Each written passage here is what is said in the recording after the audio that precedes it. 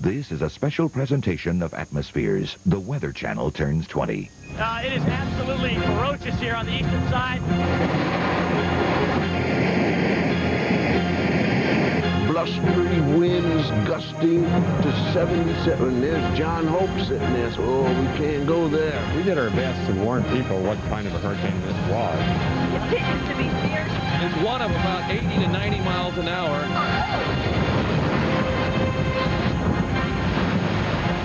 Every time there's a hurricane in the Gulf, we are glued to the Weather Channel. This is a dangerous situation. Very large tornado. Oh, there it is. They got it. There go the sirens again. If need be, we will seek immediate shelter. Unbelievable! Tornado on the ground! That's why we're here. Everything on the house is breaking, Dad. Dear God, that just leaves me speechless. You see some off in the distance. They were just unbelievable.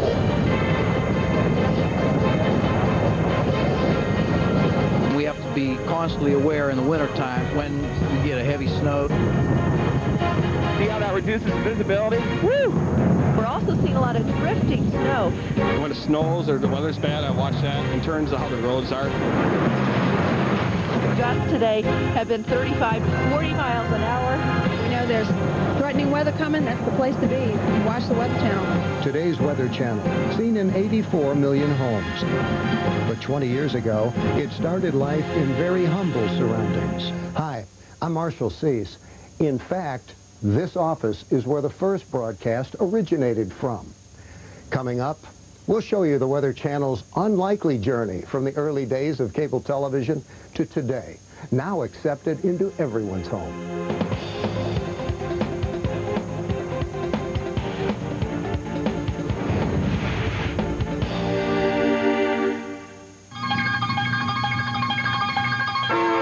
The road to acceptance wasn't easy. In 1982, cable was new.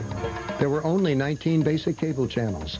Today, there are 130. Do you remember what kind of response you got from critics the first day? Oh, they laughed at us. Some people scoffed about it. They said, weather 7 days a week, 24 hours a day, won't work. People won't watch. Can't make any money. Now, watch as the clusters come together on the radar. Former Good Morning America meteorologist John Coleman ignored the critics and with financial backing from Landmark Communications, launched a 24-hour weather network. Finally, a cable channel for weather fans to watch and a place for weather nuts to work. It's something new. It's something unique. It may never pass this way again. And while it was a risk, I thought it was worth the risk. So I gave it a shot. I figured if I'm going to do weather and learn weather, what better place than a room surrounded by weather freaks. A staff of 100 was assembled and a launch date was set. We were all out in Las Vegas. I don't know how many people we had. We had lots of people in the major ballroom of one of the hotels ready to launch this thing. And somebody, some person that was there went by and kicked one of the plugs out. We lost juice. We lost the connection to our uplink. Fortunately, power was restored, and at 8 p.m. on May 2nd, 1982, Frank Batten Sr. hit the switch. It was very tense in the Atlanta studio. What am I going to say? What am I going to say? What am I going to say? I mean, because he was the ceremonial light switch, roll the ID, and start in. And it was like, oh, what are we going to say? It's got to be something hopefully memorable. And good evening, America. Welcome to the Weather Channel, the non-ending Weather Telethon. I'm Bruce Edwards. Glad to be with you this evening. And I'm Andre Bernier. Glad you can join us from wherever you're viewing across the country. Hello, everybody. Wild, absolutely wild. Sheer terror and excitement all at the same time. My heart was pounding so hard that I would be surprised if the microphone was not picking it up because it felt like it was just exploding out of my chest. When do you use your ceiling fan? With little advertising revenue, the Weather Channel struggled for survival. To generate much-needed cash, they produced some of the very first infomercials. The direct airflow creates a cooling wind chill effect on the skin. I wish that I would have been paid every time that the weather on your ceiling fan.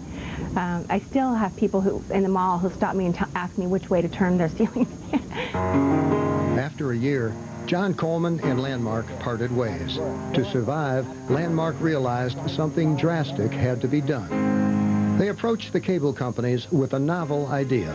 Would they pay the Weather Channel for its service? The proudest moment was when all of the cable operators voted and said, yes, we'll pay you. Because if they hadn't, we would have failed.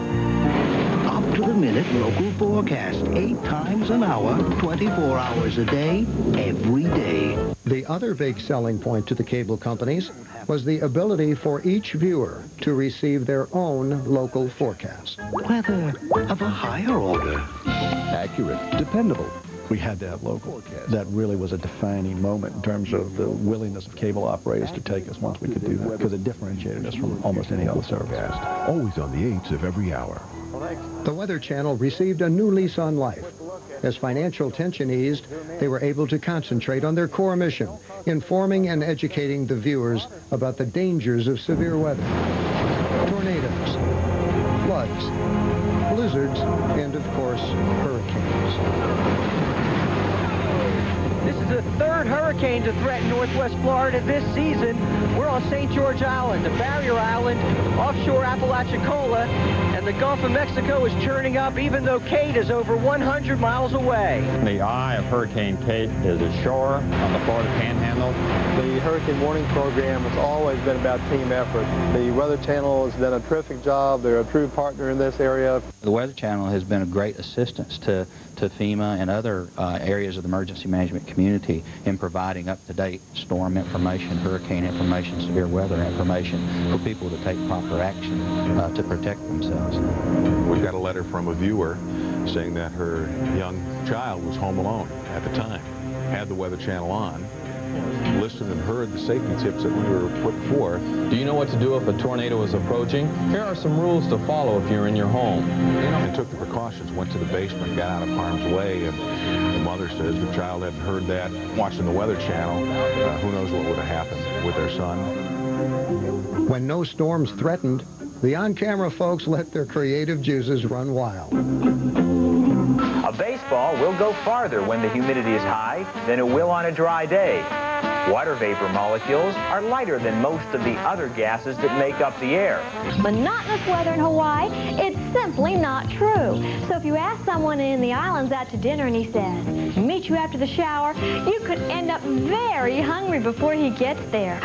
You're right on time, dear. You see, Charles Dickens grew up in the early 1800s at the end of what is known as the Little Ice Age. The Charles Dickens thing was, it had some weather associated with it. It wanted to show that there was a time in southern England when it was much colder there than it is now, that the Thames River, for example, would ice over, which I understand it never does now. Wish you all of you. As it became more successful, the Weather Channel outgrew its old studios, and in April of 1988 moved into a new office building. For more diverse programming, they had already begun experimenting with live reports. The first, carrying live pictures from Cape Canaveral as NASA launched a new weather satellite. I'm going to pressurize now myself and let you listen to Delta Launch Command. 3, 2, 1, 0. Main engine start. And in September 1988, these advances hit a new peak as they broadcast live from a hurricane for the very first time. I'm Dennis Smith alongside Liz Jarvis. We're in Corpus Christi, just about in the bay right here. And it looks like the winds continue to pick up and the waves are really getting choppy right now, Liz. That's right, Dennis. Surprisingly, though, no real rain yet. Live reports are now a part of a normal day. Since 1982, technology and the Weather Channel have come a long way. Some of the original employees have been through a lot and remember the early days with fondness. I was totally intimidated by the talent. Ironically, you know, we didn't grab a whole lot of viewership, but I thought we had an incredibly talented crew, although it was sort of a lawlessness, if you will, back then. You know, and it's snowing in Green Bay and Manitowoc, Milwaukee, and the eastern side of Wisconsin, and I can name other places where it's snowing. It's snowing. It's snowing at the Weather Channel in Atlanta, Georgia. When I first became involved in it, it was sort of like, the what? The Weather Channel? 24 hours of weather? No way. It's not going to happen. Today, the Weather Channel lives in an even bigger building and employs nearly 1,000 people. Over 20 years, it has become more than just a cable channel. It's become part of the social fabric, a valuable and life-saving resource used by many different people. I don't hear many people laughing much anymore. When we come back, What's the Weather Channel doing on Oprah? Coming up, becoming part of America's culture. And later, we'll show you the most memorable moments in Weather Channel history. But first, a moment not so memorable. That's right. We got Maryland moving through Martinique. And that's right. We want you to guys see. Washing the windows. That's right. We want to make sure you see good. That's right. That's right. We want you to see clearly into the forecast center so we know exactly what's going on. This 20th anniversary special is sponsored by Ruth's Chris Steakhouse and AT&T Long Distance. Let your long distance be unlimited.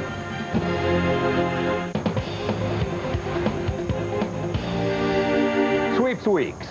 It's the time of year when television programmers try to titillate, manipulate, and excitiate, all in the name of ratings. And perhaps nowhere is this practice more shocking and blatant than here at the Weather Channel. From humble beginnings, the Weather Channel today is everywhere. One would think, I think when I come in and I see this globe that you guys obviously have plans for world domination. I'll let you sit here and... You'll be surprised where the Weather Channel crops up and who watches them. Not only is it interesting to know what the weather is, where you're going, or where you've just come from, or what it's going to be while you're somewhere, it's always interesting to know what's going on in all other parts of the country and the world. When I say I watch the Weather Channel, big applause. I say it's always exciting, the Weather Channel, because there are no reruns.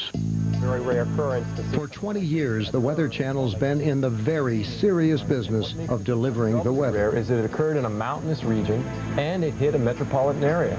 In the process, it's become a cultural icon, an information source people turn to in times of powerful and uncontrollable weather, which is one reason why you'll see the Weather Channel on other networks. George is only the second hurricane to ever hit the land masses of the Virgin Islands, Cuba, Hispaniola. National news outlets have come to value the Weather Channel's expertise. People quote the Weather Channel, even the other networks, television. I use the Weather Channel. I may get lost, and you may have to find me in April. Uh-oh, we're going to lose him. Mike's going under. Talk to us, Mike. I'm here. I think I'm on somebody's car. It's almost been like a roller coaster, taking a big meander toward the north, and then a big plunge out of Canada toward the south. Now at the Weather Channel. And you're just as likely to see the Weather Channel on your local news as on a national network. There's more to come, isn't that right, Paul? Yeah, as a matter of fact, it's kind of surprising. It looks like we're going to have snow that's going to go through the night. Along the way, all this exposure has helped some of the Weather Channel reporters become media celebrities in their own right. What would be your dream assignment after a winter like this? Well, after spending, this is just starting. We have a lot of snow coming, I'm afraid. Right over. Jump right in. Weather on the 9s, Sports Center now. Hi, everybody. Glad to have you with us on Sports Center, despite all the weather references. No Jim Cantori. You can see some of the ferocity of this wind. My least favorite things are when you put poor Mr. Cantori in anything, and he's got the blue thing on, and he's standing there, and the winds are thrashing him in the face. You don't have to do that to him. He seems like a nice fellow. Yeah, there's a woman on the Weather Channel who's going to be a big star. Really? I think her name is Janetta Jones. Janetta. Someone will call you and tell you whether I was right or not. Yeah. Yes. Ironically, it's the Weather Channel's sober, analytical approach to the weather, which makes it such an inviting target for America's comedians. Look, Andy's little, attempt to learn another venue in broadcasting. Exactly. Let's see. Thanks for joining us on the Weather Channel. I'm Marnie Stanier, alongside with Andy Richter, joining us today. Andy's going to help us cover the weather from coast to coast, including all that heavy rain in the Northeast. Andy? There's a lot of heavy rain in the Northeast today morning. Let's take a look at some of our highs for Sunday. We've got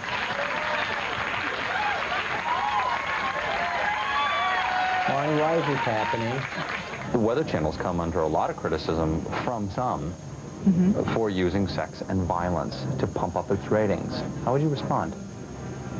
I haven't heard that criticism. Oh, it's been said. Well, I personally do not use sex or violence in my weather forecasting. How about otherwise? What do you mean otherwise? Out into the Gulf of Mexico. John Hope. Now, there's a man who frightens old people. I'm old people. And when I see John Hope, then I know that something not good is coming. They may poke fun, but the Weather Channel does have a large following. Let me suggest to you first that if you look around, very warm down here at home in the Atlanta area and all across down into Texas. Weather in Afghanistan, 2,000 degrees and cloudy.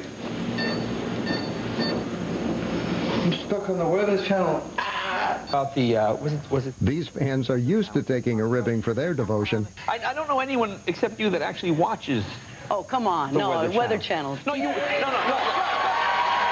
telling you right now, it's the next coolest thing. No, you check with the Weather Channel. You watch it like it's a 2-hour movie. You watch it. You don't watch it for 7 or 8 hours. No, there are like stars on the Weather Channel.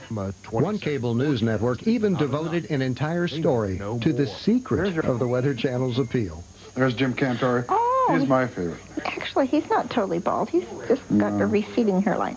For Nick and Lorraine, it's hard to imagine life before the Weather Channel. Devoted fans of the Weather Channel will tell you that there's one storyline they've been following for years on the network.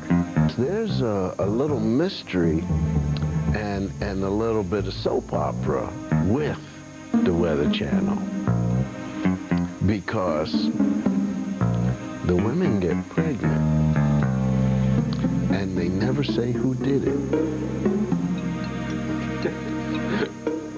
But then they come back and they never say what they had or anything. It's sort of like gone, and we all know. We say, well, she'll be back. And sure enough, maybe 6, 7 months later, they're back. So it is like soap opera. There's Vivian Brown with her own Southern hospitality, y'all personality. And she too fell victim to the look. You know, we don't know what she had. And we don't know who the father is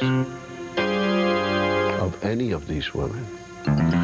Some people say it's John Hope doing all of that work. In truth, it's a different kind of passion that may be the secret to the Weather Channel's appeal. A passion for the weather. Oh! Is that lightning? When we come back, the most important storms in America's and the Weather Channel's history. But first, a minor moment in their history they might rather forget. No, John. Well, there's a lot of it right there. A lot of it. And we need these aviation weather reports because I'm going to be flying across the skies. I need to know what the weather's going to be like. Okay, are you about ready to go now?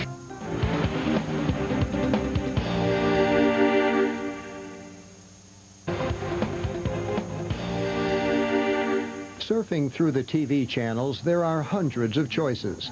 People are looking to be entertained. They're looking to be informed.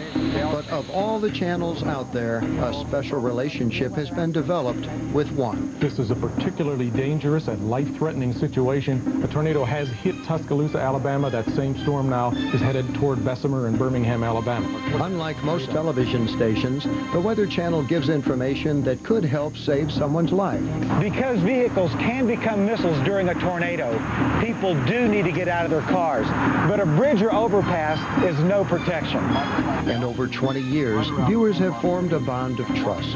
I think they provide services to all over the country to people who are in a vulnerable position as far as hurricanes and tornadoes and that sort of thing. You always turn to the Weather Channel because you can't always get instant updates on the local channels. So the Weather Channel is good when they have those tropical storms. You're trying to track them and everything else. To many viewers, the Weather Channel is different than other cable channels. It's the only channel offering weather information 24/7.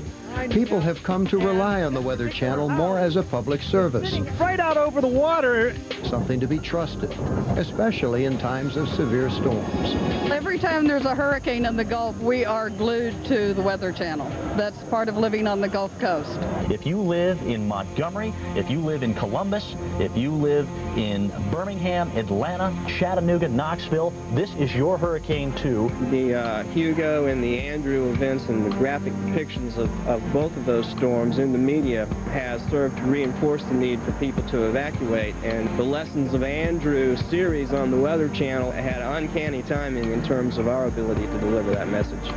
Federal and local officials watch anxiously as storms edge closer. To them, the Weather Channel is a vital resource. The Weather Channel has become a mainstay in any emergency manager's office that you walk in. The general feel has been around Panama City. Dennis? Over the years, many professionals have come to trust the information they get from the Weather Channel and use it on a daily basis. Weather starts early in the morning when I first get up and I look at the Weather Channel. I check, of course, my route, but I check the effect of what is soon to happen. Even those moving a little slower turn to the Weather Channel. Watch Weather Channel probably every day. You know, it not only being a pilot from my end of it, but as far as races are concerned, you know, you're constantly affected by the weather. In fact, the trust people place in the Weather Channel extends all the way to their children. The Weather Channel is in the classroom. We're trying to learn why it is that some supercell storms produce tornadoes and others don't. With more students having access to computers, teachers now use the Weather Channel through the internet. And you're going to put overcast. I teach meteorology and 8th grade earth science. I love the Weather Channel. I watch it all the time. Tell my students to watch it. Now, from the Weather Channel, here's your local forecast, always on the 8s of every hour. Weather Channel viewers have also learned over 20 years that they can always tune into the local forecast to plan their daily activities. I work construction, so I got to watch the radar. Even in the homes I work in, I got to turn that, put your cable, shut the Weather Channel on. I got to see what the weather's going to do.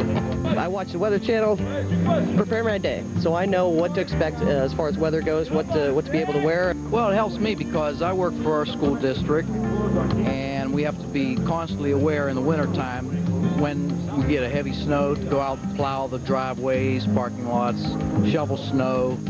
As the Weather Channel continues to build on this trust, they are working on ways for more people to get weather information. This information will no longer be restricted to TV, radio, computer, and newspaper. You will receive all the latest info while on the move.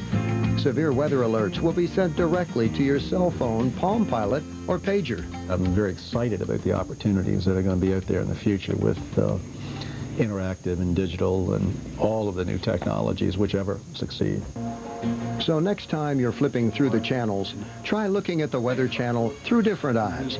In its 20 years, it's become more than your local forecast. It could help save you or the life of someone you love. When we come back, some of the greatest moments of Weather Channel history. Really? But first, another moment not so memorable. Here. You wouldn't even be able to get this off with the wipers as we'll replace that for this gentleman. You don't happen to know whose car that was, do you? No idea.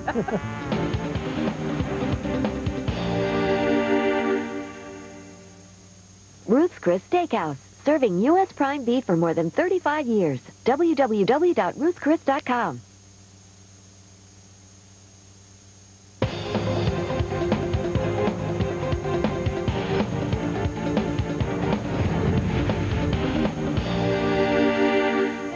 If there's one thing that people tend to remember about the Weather Channel, it's how they covered the big weather events. In its 20 years, the Weather Channel has covered every one of them. Now, we're going to show you the most memorable storms of Weather Channel history. Big storms always capture the imagination of the viewing public, and Hurricane Opal was no exception. This hurricane strengthened from a Category 2 to a strong Category 4 as people slept. A major concern for those working at the Weather Channel. Hurricane Opal caught a few folks off guard this morning, John, as we saw it absolutely explode overnight and turn into a very near Cat 5 hurricane. I've seen a lot of hurricanes, Jim, and I never saw one strengthen as rapidly as this. For the Category 4 hurricane, the wind damage can be very, very great indeed. Pensacola Beach, which did get hit by Hurricane Erin, probably will be dealt a much more severe blow. Quite a baptism for an on-camera meteorologist used to covering hurricanes from the studio, but not from the field. For years I wanted to do live shots, but little did I know that I was getting into a Category 4, borderline Category 5 Hurricane Opal, and literally it was staring right at us and pointed right at us in Pensacola Beach. And once again, the rain has been tremendous. I have probably never witnessed so much rain in my life. Well, Bill, if you've never seen so much rain in your life, you're going to see a lot more in the next few hours, I'm sure. We had a lot of traffic there, people trying to evacuate. They were bumper to bumper, and that could have been one of the worst fears that we ever have, a Category 5 hurricane catching people out there on the highway where they couldn't move. And we have seen a pretty impressive hurricane here go up almost to Category 5. It's weakened, and that's great news this afternoon. While hurricanes have long lifespans and lend themselves to live coverage, the same is not true of flooding, unless you're talking about the historic events of 1993. I'm Jeff Morrow along the banks of the Mississippi River, where they're having the worst flooding since 1973. Stay with the Weather Channel for continuous updates. For the last couple of weeks, we've continued to talk about rain, heavy rain, and flooding from the Missouri into the Mississippi River Valley. That crest, that flood crest, continues to work its way south this evening. We have the Weather Channel's Jeff Morrow standing by live there. Earlier today, we were 20 miles up the river in Grafton, Illinois, and there flooding is already a major problem. This is the last thing the 1,000 residents of Grafton, Illinois wanted to see today. More heavy rain helping to swell the mighty Mississippi River. Streets and houses around the area have already become submerged. Where we're riding right now is normally over about the bank of the Mississippi River. The water a lot farther inland into the town of Grafton. The worst flooding here since 1973. 23 walks aboard flight 2156 over to San Juan. While floods are easy to find, getting the Weather Channel people in place before a storm arrives is always tricky. No, it is not going to happen this morning because we cannot get a satellite signal out of this room, so we have to move. Sometimes the storm just doesn't pan out, but on most occasions the meteorologist is in the middle of the action. We are looking, ladies and gentlemen, at one heck of a snowstorm in the making, and it looks like this could be one of the major snowstorms of the century for some of the big cities in the east. This was not a surprise snowstorm. Everybody knew this one was coming, and they knew that it could be an epic storm, and it looks like it may be turning out to be that. It definitely seems like the cold air is hanging tough here in New York City, but big flakes, it continues to accumulate. This has been a storm for the record books in many locations. Here's a look at some of the snowfall that has accumulated from this storm system so far. I have to thank the Weather Channel because this is something where we started preparing Saturday, moving National Guard equipment and people into the metropolitan area because we did have such advance warning that this was going to be a major storm. Today, viewers automatically associate the Weather Channel with sending people into the worst kinds of weather. But it wasn't always so. It took 6 years, until 1988, before the first live crews were dispatched. Naturally, it was a hurricane. And we have a report from them right now. Well, the weather situation, as far as we're concerned here, it is not that bad at this moment. But as Mr. Lance did mention, he said 3 funnel clouds have touched down, tornadoes in the Brownsville area. And, of course, that's a possibility tonight, Dennis. We just kind of drove along the Gulf Coast and made it down to Corpus Christi, where we hooked up with a live track. And they had dispatched Dennis Smith. So he and I hooked up together to do that live shot, and it was interesting. It was just Dennis and I really talking about what we had seen. Well, Dennis, this is the heaviest rain we've seen since we first got to Brownsville earlier this afternoon. This is our latest satellite picture, which shows you that the eye is very close to the shore. We'll go ahead and put this into motion, and we can show you what's happened since daybreak this morning. This storm and its impact was a little bit less than what we expected, but still, just to be out there in the elements and broadcasting was great. After the success of bringing hurricanes into viewers' living rooms, the Weather Channel in 1990 decided that it was time to cover major snowstorms live. We are closely monitoring the Midwest's first major winter storm. We've had some very, very heavy snows across the upper Midwest. It's snowing at 1 to 3 inches an hour. And we are talking to Marnie Stanier this morning live in Milwaukee. Marnie, how is it out there? We are in an intense winter storm right now. Winter storm warnings are in effect. We have winds in from the east, northeast at about 45 miles per hour. And I'll tell you what, I'm having a hard time relaying this to you because I'm being blown around. I was one of the first people that the Weather Channel actually sent live, other than hurricanes. We were sort of pioneers. Being from Atlanta, we didn't have a lot of heavy coats and hats and mittens and the right clothes to wear for blizzard conditions, 40 below wind chills, I believe, that we had not properly prepared. When we got there, it was just brutally cold, and I just remember Marnie. I mean, they have these incredible live shots of her standing outside and getting blown around by the snow. It's probably the most miserablest I've ever been in my time at the Weather Channel. But TV-wise, it came off real well because the shots looked so good and so dramatic. Thunder snow. Have you seen anything like that or heard anything like that? Well, as a matter of fact, yes, we have. Last night when we were pulling in, about 2 a.m. in the morning, we did see some off in the distance, and it was just unbelievable. It was, without a doubt, one of the toughest times, I think, because we just were out there for such a long period of time. When we return, the top 6 Weather Channel memorable moments, including a tornado and hurricane that will never be forgotten. But first, here's another moment the Weather Channel might prefer you did forget. I believe. Let me take you to New Orleans by way of video, if we can do that right now. Can we not do that? I guess we cannot do that right now. Well, let me tell you that that is not the video. We will be taking you by way of video to D-Day coming up a little bit later on.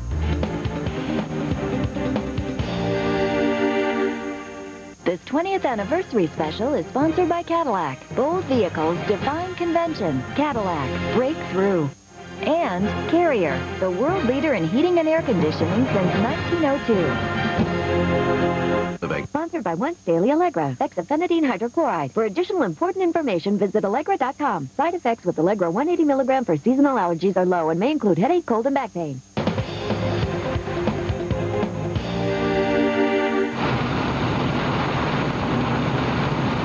Covering severe weather outbreaks live is very difficult. It's an F4 tornado, John. Tornadoes can be forecast, but to actually pinpoint where they will occur is impossible. On one occasion, though, the Weather Channel's crew was in the right place at the wrong time. The number 6 most memorable Weather Channel moment is a violent tornado. We want to go live to Wichita and see the damage that the first tornado did and see what's happening right there. Dennis, what's the story? Lots of frequent lightning, and has just been indicated around Sedgwick County another tornado warning. There go the sirens again.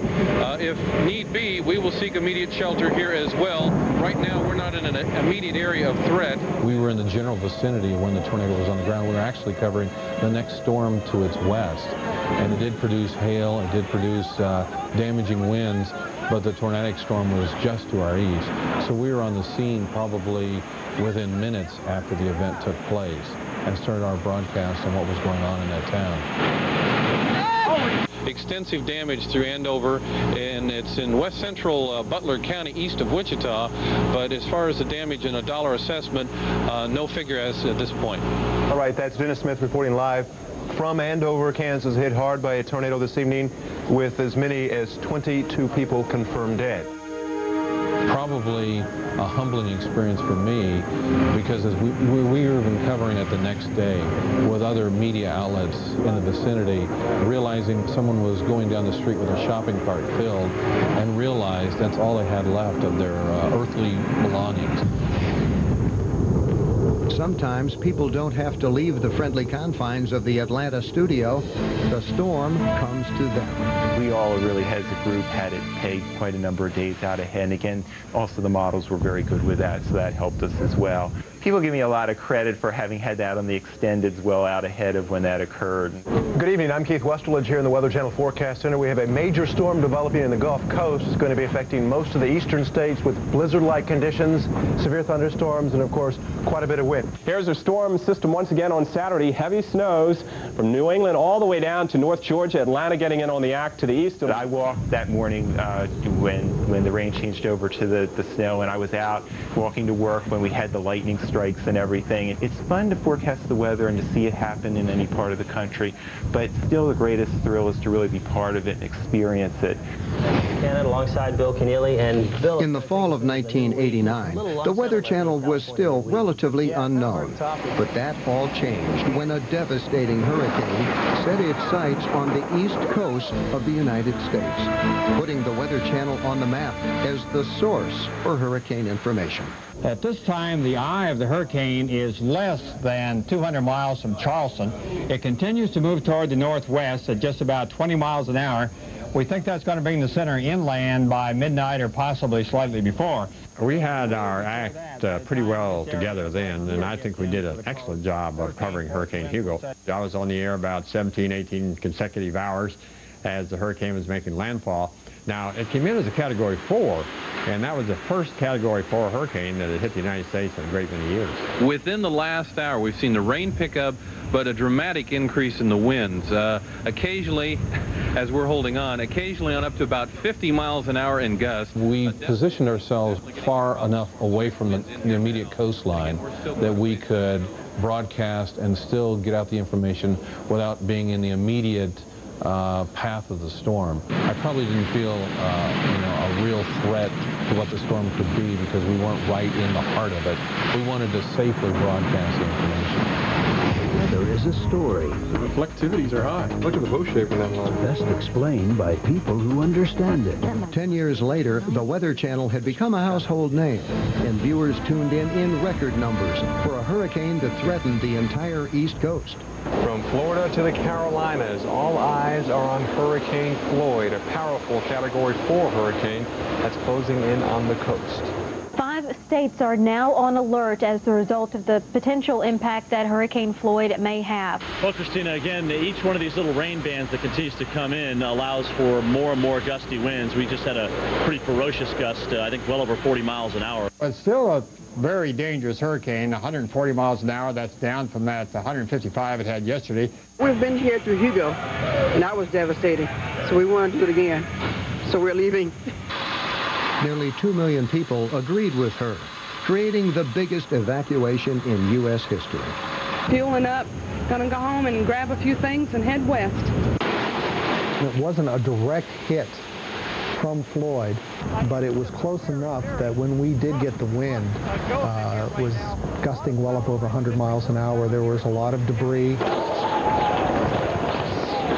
really couldn't see what was coming. That was nerve-wracking. North Carolina was also hit hard by Floyd flooding. Coast Guard helicopters are working to rescue about 300 people stranded by the flooded Tar River. The state of New York is preparing for Floyd's arrival. New York City, for example, has opened 20 shelters. Power companies in New York City and Long Island are telling people to expect power outages as that storm rips through the region. Hopefully we're at the climax of Hurricane Floyd. Still unrelenting rain here in Solomon's Island, 50 miles southeast of Washington, D.C. on the Chesapeake. Later tonight, off the New Jersey coast, Friday morning, way up here, and you can see here that we don't expect it to turn inland.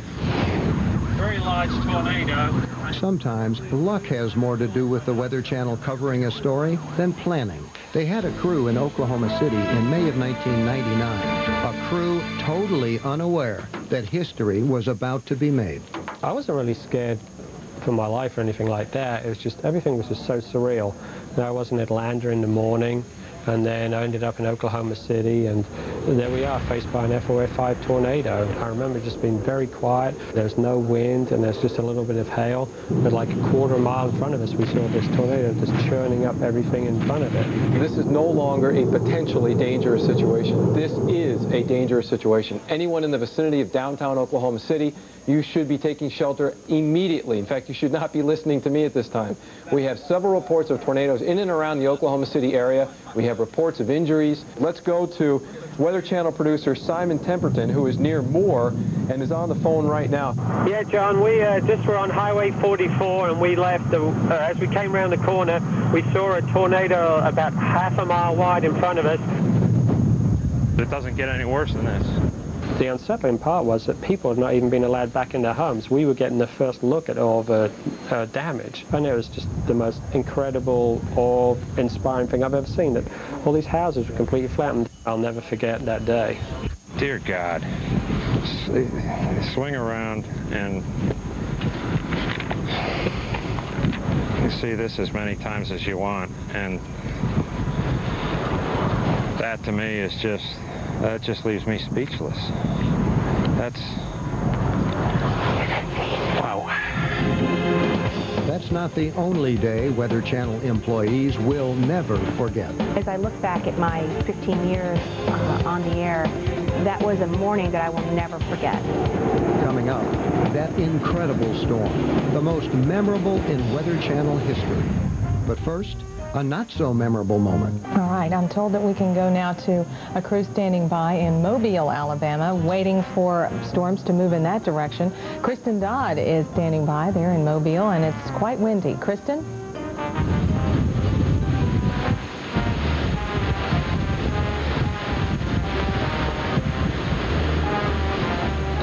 Janetta, the conditions here in Mobile, Alabama remind my storm-savvy crew of an approaching tropical storm.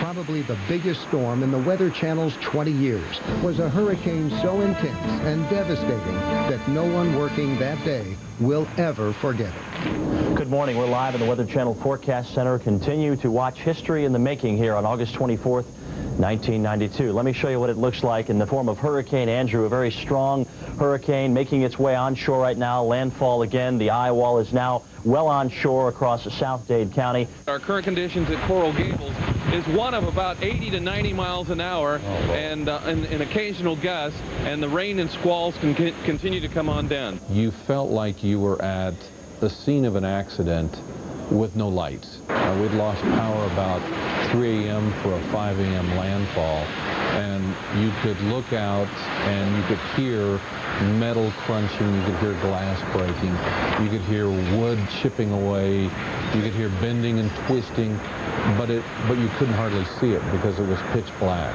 Oh, I was very concerned. As you recall, it came in very early in the morning, and I had been on the air all night, and we did our best to warn people what kind of a hurricane this was, but I always had the feeling, as I do in most major hurricanes, that there are a lot of people there in the hurricane's path that don't quite realize how bad it's going to be.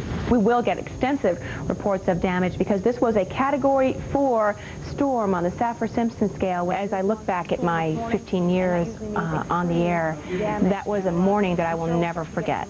We were watching the eye of Hurricane Andrew cross South Florida, and it was so quiet around the Weather Channel because we knew that we weren't hearing a thing from South Florida. We weren't hearing any reports, no communication, and just the thought of what was actually happening because the eye, when it held together perfectly.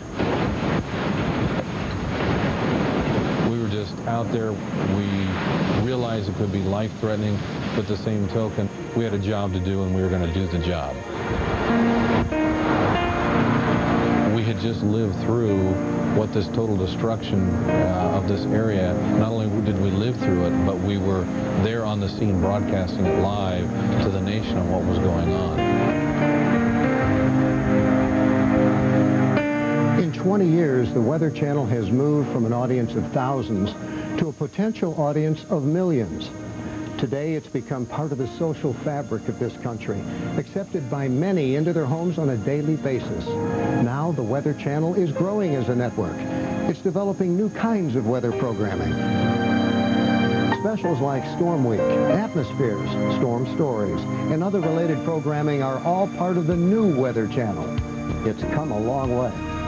Hey, Weather Channel, happy 20th birthday.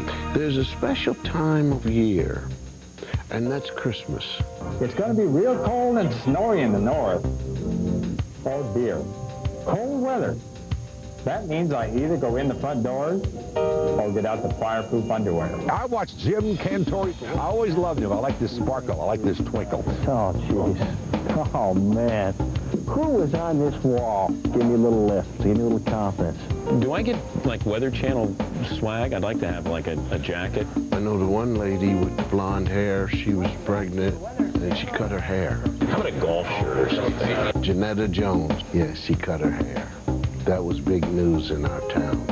I want you to see an occluded front. Now, that's what we call an occluded front. That is a weather term. Could I get some stuff? And I want Mr. Schwartz to tell what happens to snow shovels. I'm pleading to the Weather Channel management. People buy them once a year. You use them. I will walk around and be a Weather Channel billboard. And then, when the next year comes, they're out buying the snow shovels again. Now, here is a backdoor cold front. Watch this. Whoopee! I needed the Weather Channel to watch the weather all day through. You need us, the Weather Channel, for everything you do. Okay, that's it.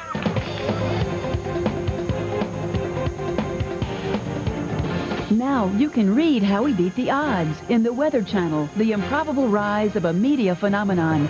Ask for it at your local bookstore.